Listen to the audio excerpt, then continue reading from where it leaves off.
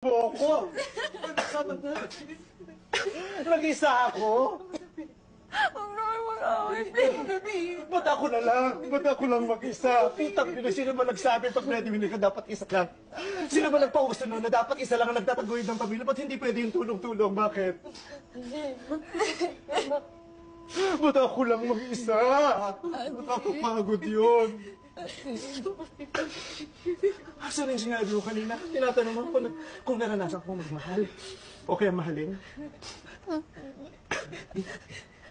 Hindi!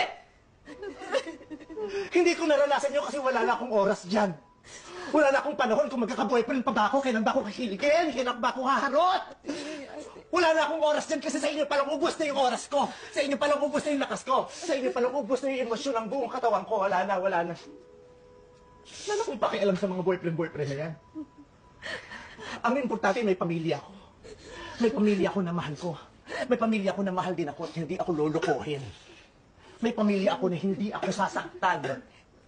May pamilya ako na mahal ako at alam ko na pag umuwi ako rito, sasalubungin ako, yayakapin ako kasi mahal na mahal ako. Pero anong ginawa niya nung dumating ako rito?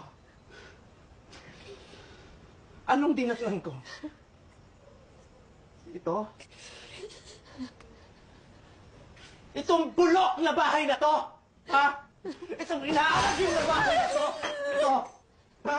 Bigyan ka na, Bea!